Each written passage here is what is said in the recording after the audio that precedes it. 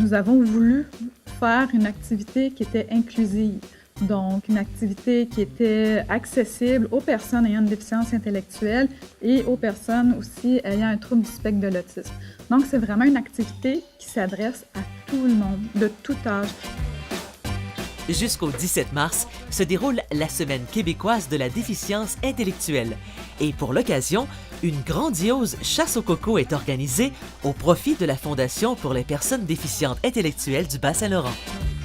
Nous allons dissimuler, cacher au moins un minimum de 2500 œufs, donc des petits cocos comme ça, et les gens devront en chercher 5 de couleurs différentes.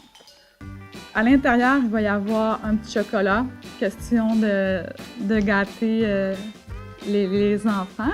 Et tout le monde, parents, enfants, sont invités à faire la course. Donc, pour accéder au site, ça prend le bracelet obligatoire de la Fondation qu'on peut se procurer à la boutique Vert Pomme sur la rue Saint-Germain-Ouest. La grandiose chasse au coco se déroulera le samedi 31 mars au centre sportif de Rimouski-Est de 10h à 15h. Le coût de l'activité est fixé à 10 $ par bracelet d'admission. Il y aura également des jeux gonflables, du maquillage, du popcorn et de la barbe à papa. Aussi, le clown Chantois sera de la fête pour s'amuser et chanter avec les enfants. Tous les profits de l'activité iront à la Fondation pour les personnes déficientes intellectuelles du Bas-Saint-Laurent, pour mieux favoriser l'amélioration de la qualité de vie et aussi l'intégration sociale de ces personnes. D'où la présence de Stéphanie à mes côtés, parce que cette année, on s'est fait un défi et on veut amener un plus grand rayonnement de notre fondation, parce qu'il y a énormément de besoins pour nos usagers, mais pour les familles également.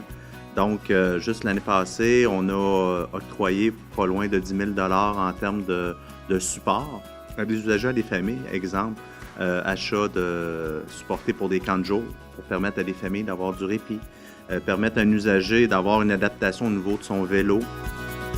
Oui, la Fondation, on est là pour supporter financièrement, mais on est là aussi pour leur permettre de se réaliser davantage en leur donnant des outils pour leur permettre de vivre des activités. C'est sûr que pour nous, les besoins sont encore plus grands. Donc, c'est pour ça que quand on a dit on va engager Stéphanie, on va engager une personne qui va nous amener encore plus loin. Puis, je pense qu'aujourd'hui, c'est un bel exemple parce que c'est une idée fort intéressante. C'est une première à Rimouski, hein, puis même pour la région, ce type d'activité-là. Donc, on veut faire différent aussi des autres fondations. Donc là, on fait l'activité ici à Rimouski, mais on a une visibilité régionale comme fondation. Donc, peut-être l'an prochain, on aura une autre activité, peut-être pas la même, mais dans un autre secteur. Là, on a décidé de la faire ici à cause aussi du nombre de personnes qui pourraient y participer.